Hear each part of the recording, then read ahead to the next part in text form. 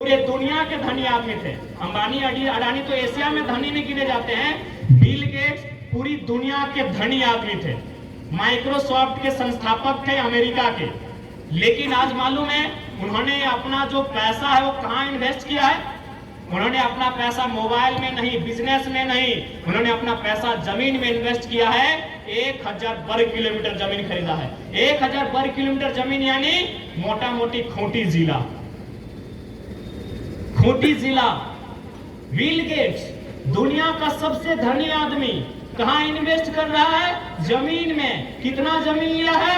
खूंटी जिला के बराबर 1000 वर्ग किलोमीटर जमीन लिया है। क्यों?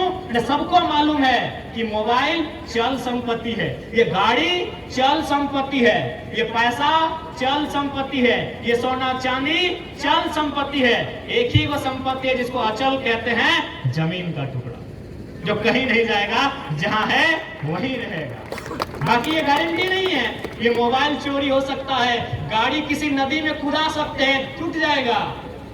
ये सोना कोई चोर चुरा के भाग सकता है। एक ही संपत्ति है जो चोरी नहीं होगा, वो फिर जमीन का टुकड़ा है। इसीलिए बिल गेट्स ने 1000 वर्ग किलोमीटर जमीन खरीदा है अपने पैसों को इन्वेस्ट करके। यही है झारखंड। इसलिए अगर झारखंड को बचाना है, पहले यहाँ की जमीन को बचाना होगा। अगर यहाँ की जमीन को नहीं बचाएंगे, झारखंड कभी नहीं बचेगा।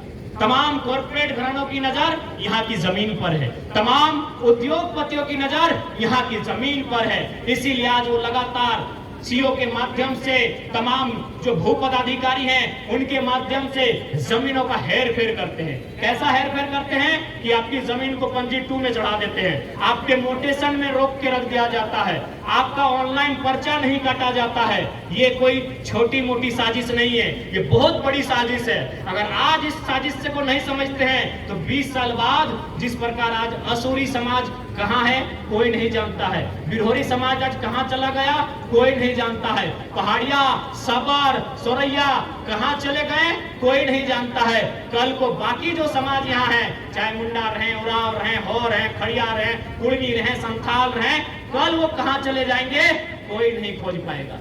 क्योंकि जमीन नहीं तो कोई इतिहास याद नहीं रहेगा। पहले भूगोल की रक्षा होनी चाहिए।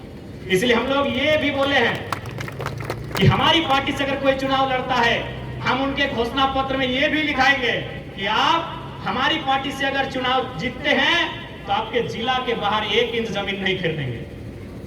आप अपने जिला के बाहर 1 इंच जमीन नहीं खरीदेंगे। अरे भाई अच्छा मजाक है।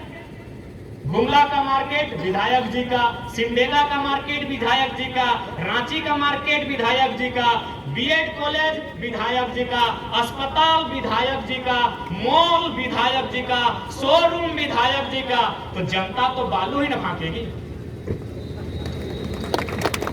इसलिए हमारी पार्टी ये भी संकल्प लेती है, उनका हमारा घोषणा पत्र में होगा कि अगर आप चुनाव जीतते हैं, आपके जिले से बाहर 1 इंच जमीन आप अगर खरीदते हैं तो अगला बार से हमारी पार्टी से चुनाव नहीं लड़ेंगे। हम लोग क्रांतिकारी बदलाव करने आए हैं। अभी आपको तय करना है कि साथ देना है कि नहीं देना। हम लोग कोई फोर्स करने नहीं आए हैं, हम लोग एक प्रयास करने आए हैं। क्योंकि अगर आज इस प्रयास को हम लोग सकारात्मक दृष्टि से नहीं लेके जाते हैं तो आने वाले दिन बड़े दुर्लभ होंगे। अभी झारखंड राज्य की जब बात आती है तो 1932 खतियान की बात आती है, खतियान आधारित स्थानीय नीति की बात आती है।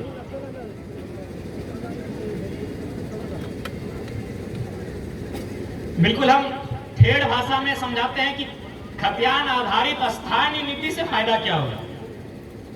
जैसे 3 चीज को समझिएगा। क्योंकि हम लोग खेतीबाड़ी करने वाले सब किसान परिवार के बेटे हैं, चाहे समाज और धर्म कुछ भी है, लेकिन हम लोग खेतीबाड़ी करते हैं। तो खेतीबाड़ी करते हैं तो 3 चीज समझिएगा। खेतीबाड़ी करने के लिए पहला चीज चाहिए जमीन। जमीन में उगता है फसल और उस फसल को बचाने के लिए चाहिए घोरना। आप लोग क्या बोलते हैं इधर? घोरना ही बोलते हैं ना। यानी जमीन, खेतीबाड़ी करने के लिए जमीन में उगाते हैं फसल और उस फसल को बचाने के लिए चाहिए घोरना। 3 चीज। तो झारखंड एक जमीन है, साहेबगंज से लेके गढ़वा तक, गढ़वा के सिमडेगा होते हुए जमशेदपुर तक, जमशेदपुर से धनबाद होते हुए पाकुड़ गोड्डा तक, इसे मान लेते हैं एक जमीन, यानी खेत मान लेते हैं, एक बारी मान लेते हैं। और फसल, क्योंकि इसमें उगता है फसल, तो फसल का मतलब यहाँ जो नौकरियां हैं, यहाँ जो खनिज संपदा है यानी जो आय इनकम का जो स्रोत है उसको हम लोग फसल मान लेते हैं। यानी हमारे पास जमीन है, फसल है, क्या नहीं है? घोरना। यह घोरना नहीं है। घोरना नहीं रहने के कारण चोर गोरू लेरू सब आते हैं, चरते हैं, वापस चले जाते हैं। झारखंड में क्या नहीं है? घोरना नहीं है। खेत है, खेत में फसल भी है, लेकिन घोरना बाउंड्री नहीं है। इसीलिए यूपी, बिहार, बंगाल, गुजरात, हरियाणा, महाराष्ट्र के बैल आते हैं चोरी करने के लिए, हमारी फसल को खाते हैं और चले जाते हैं। इसका मतलब है हमारी नौकरियों को फर्जी सर्टिफिकेट बना के हड़प लेते हैं। 10 लाख 15 लाख घूस देके हमारी नौकरियों को हड़प लेते हैं। यही स्थानीय नीति। ज्यादा लंबा समझने की आवश्यकता नहीं है। 3 चीजों के उदाहरण से समझ जाइए। फसल, घोरना और बारी। बारी हमारे पास है, फसल भी हो रहा है, घोरना नहीं है। इसीलिए हमारी बारी, फसल हमारा और खा कोई और रहा है। इसीलिए इस राज्य को जरूरत है एक स्थानीय नीति की। अभी चूंकि भाषा, जब झारखंड की बात आती है, बंगाल की बात आती है, उड़ीसा की बात आती है, तो भाषा की भी बात आती है। तो भाषा, बहुत सारे पढ़े लिखे लोगों ने कहा कि भाषा से फायदा क्या होगा। तो हमने ये कहा कि भाषा के आधार पर अगर सिलेबस तय होगा, चाहे वो जेपीएससी की परीक्षा हो, जेएसएससी सीजीएल की परीक्षा हो, और उसमें अगर उस जिला में उस भाषा के आधार पर परीक्षा लिया जाएगा, तो बाकी जो लोग हैं राजस्थान, महाराष्ट्र, गुजरात के लोग उस भाषा को समझेंगे नहीं और परीक्षा में ऐसे ही छट जाएंगे। जैसे मान के चलिए, अगर उदाहरण रहा, एक मुहावरा रहा कि आंख का तारा, इसका मतलब क्या होता है? ये सभी जानते हैं कि आंख का तारा का मतलब क्या होता है। बिहार के स्टूडेंट भी सही टिक करेंगे, बंगाल के स्टूडेंट भी सही टिक करेंगे, उत्तर प्रदेश और मध्य प्रदेश के स्टूडेंट भी सही टिक करेंगे कि आंख का तारा का मतलब क्या होता है। लेकिन यही यदि हमारी क्षेत्रीय भाषा में होता, जैसे हमारे धनबाद बोकारो में कहावत है कि पखर तरे हाथ करे करे झांक, ना असम के लोग समझेंगे, ना राजस्थान के लोग समझेंगे, ना बिहार बंगाल के लोग समझेंगे। वो भले परीक्षा में बैठेंगे लेकिन भाषा को नहीं समझेंगे। उड़ीसा में यही होता है। सारी प्रक्रिया पूरी होने के बाद इंटरव्यू का लेटर उड़िया भाषा में भेज देता है। गुजरात में हमारे एक दोस्त के साथ यही हुआ था। सारी प्रक्रिया पूरी होने के बाद गुजराती भाषा में उनको इंटरव्यू का लेटर भेज दिया गया था। ना वो समझ पाया, ना गुजरात कभी इंटरव्यू देने के लिए जा सका। उसके बाद अगर लोग चीजों को पढ़ाया जाएगा, अभी जो हाल फिलहाल का जेपीएससी हुआ था, उसमें एक सवाल पूछा गया था कि सेंद्रा किसे कहते हैं। हमें लगता है कि जो लोग कभी कोचिंग में नहीं गए हैं उनको भी मालूम है कि सेंद्रा एक शिकार प्रथा है जो आदिवासी समाज के लोग जंगल में जाके करते हैं। यानी अगर हमारी भाषा में परीक्षा होगा तो सहूलियत हमें होगी। यानी झारखंड को आज अपनी लोकेलिटी के लिए कट्टर होना होगा, नहीं तो इसी प्रकार हमारे हिस्सों पे बाकी लोग दबाव डालेंगे, हमारे अधिकार को लेने का काम करेंगे। अब देखिए, बहुत सारे लोग ये आरोप लगाते हैं कि नहीं, ये लड़का बाहरी भीतरी की बात करता है। देखिए, बाहरी भीतरी की कोई बात नहीं है, विषय को समझिए। बंगाल प्रेसिडेंसी में जब हम थे, 4 राज्य साथ हुआ करते थे, बंगाल, बिहार, उड़ीसा, झारखंड।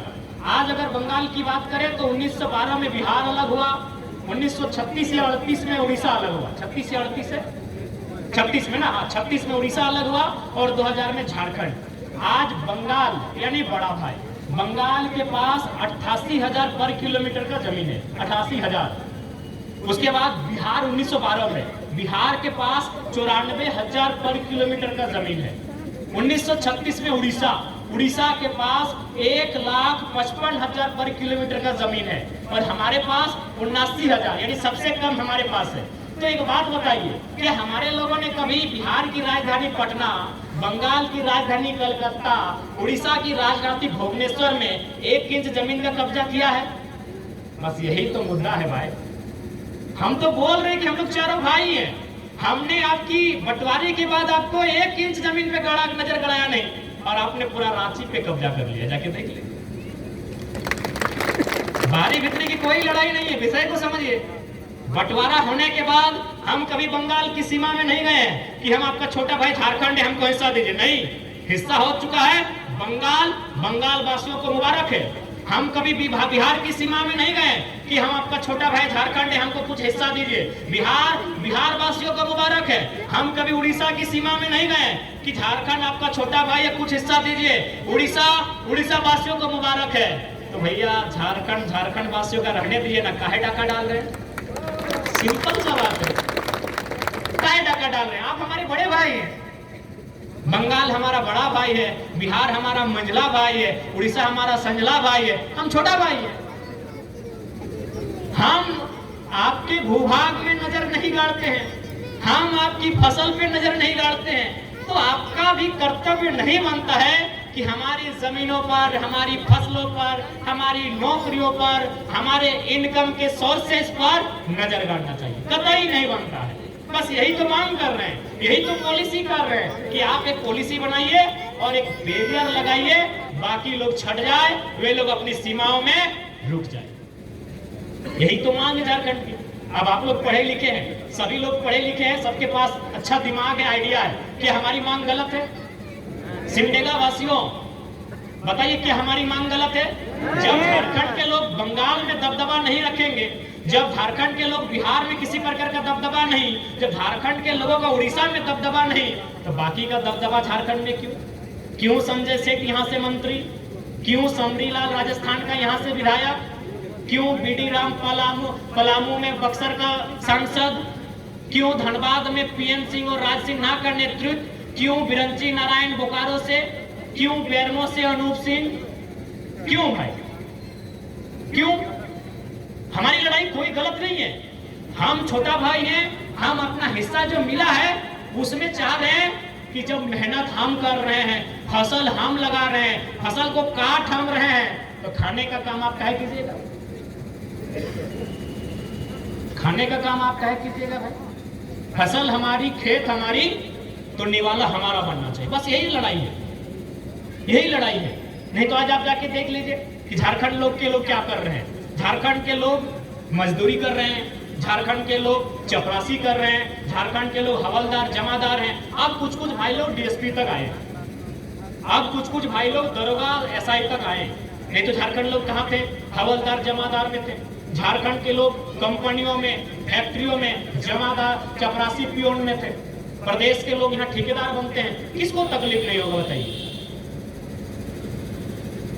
आज कोई भी उद्योग रहे वो हमारी जमीनों पे बना है, कोई भी उद्योग रहे, कोई भी कारखाना रहे, वो हमारी जमीनों पे बना है। इसलिए हम लोग अगर सत्ता में आते हैं तो सबसे पहले जो जमीन की कानून है इनको मजबूत किया जाएगा और सबसे पहले सीओ को यह आदेश दिया जाएगा कि आप जनता दरबार लगाइए और जमीन में जो रोटेशन की गड़बड़ी है, पंजी 2 की जो गड़बड़ी है, ऑनलाइन जो सबमिट की गड़बड़ी है, उसको त्वरित सुधार किया जाए। क्योंकि सबसे बड़ी संपत्ति जमीन का टुकड़ा है। नौकरी 40 साल, बाप के बाद बेटा नौकरी करेगा, गारंटी नहीं है।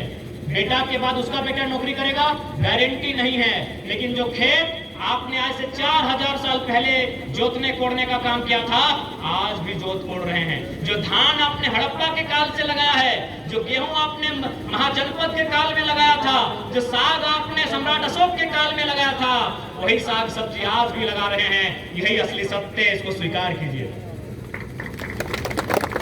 इसलिए हम लोग जमीन की जो कानून है और बकायदा जो वर्तमान की सरकार है उन्होंने अपने घोषणा पत्र में लिखा था कि जीएम लैंड हम लोग रसीद काटेंगे रैयत के लिए, लेकिन इन्होंने जीएम लैंड का रसीद ही नहीं काटा। जीएम लैंड कहां चला गया? सरकार के पास चला गया। अभी क्या करते हैं कि जमीनों को सरकारी खाता में चढ़ा लेते हैं, पंजी 2 में गड़बड़ी करवा के, ऑनलाइन सर्वे में गड़बड़ी करवा के उन जमीनों को, और फिर क्या करते हैं, किसी बिल्डर को बेच देते हैं। उदाहरण के लिए आप टाटा का उदाहरण लीजिए।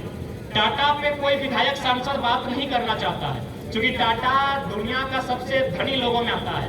ठीक है, उसने विकास का काम किया, अच्छा बात है, लेकिन झारखंड के लिए उसने विकास का काम किया कि नहीं ये भी समझना होगा। जैसे भी टाटा ने जमीन लिया है 15,000 एकड़, जमीन किसी का है।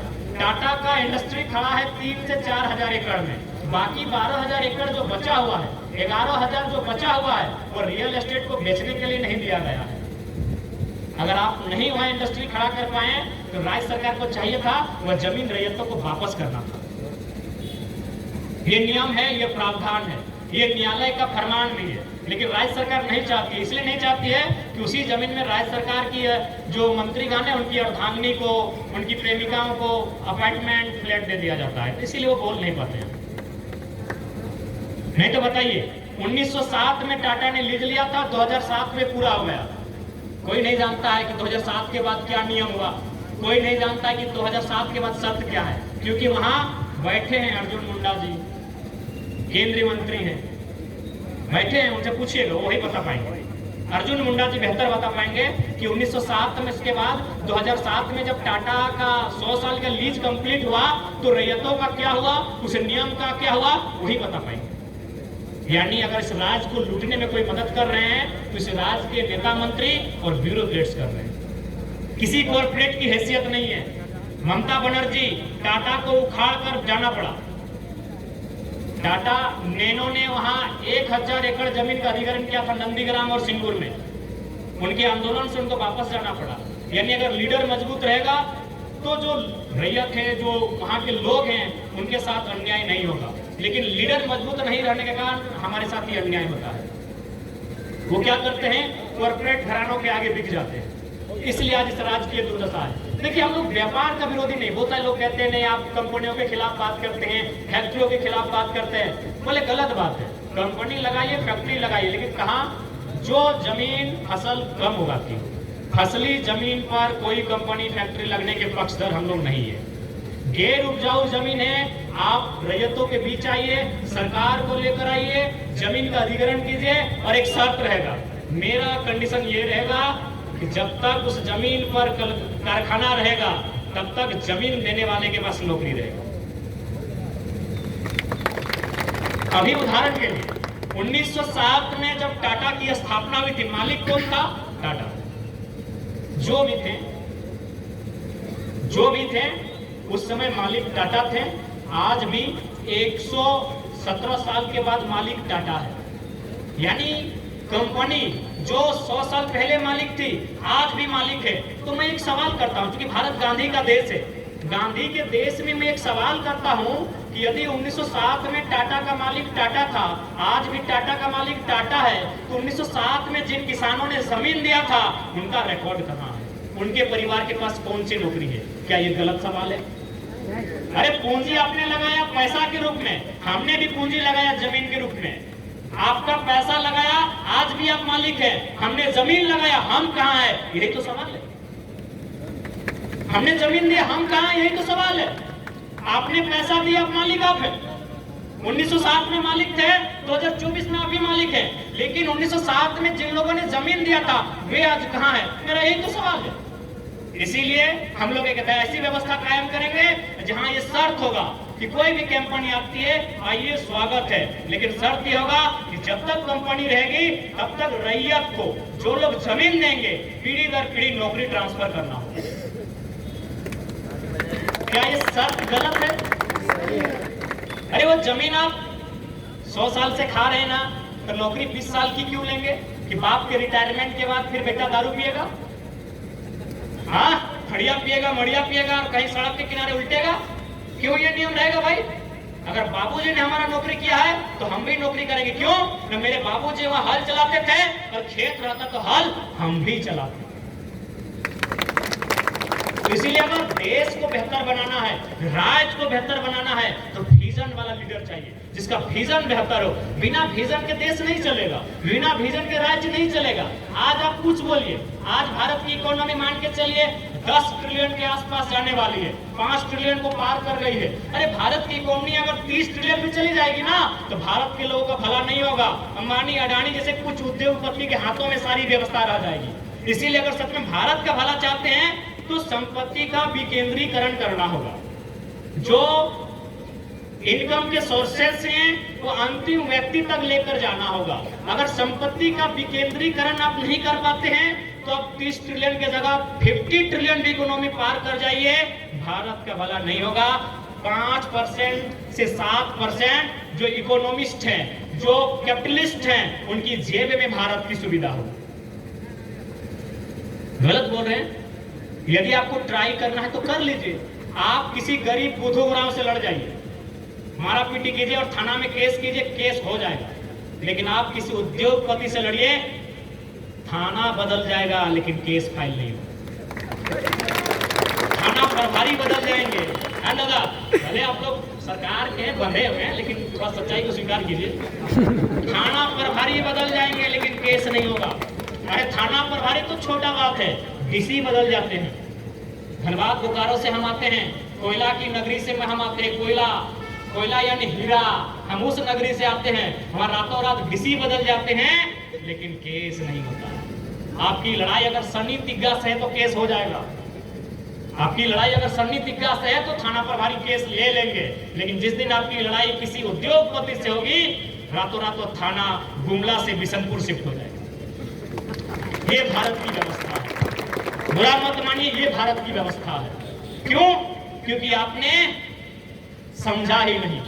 इसलिए आज हम लोग भारत की तो बात नहीं कर पाएंगे। मैं एक छोटा सा लड़का हूं, झारखंड को हम लोग बदलने का सामर्थ्य रखते हैं। अगर हम लोग सत्ता में आते हैं तो हम लोग ये व्यवस्था जरूर करेंगे कि कोई भी अगर कंपनी लगेगी तो रैयत, जब तक कंपनी रहेगी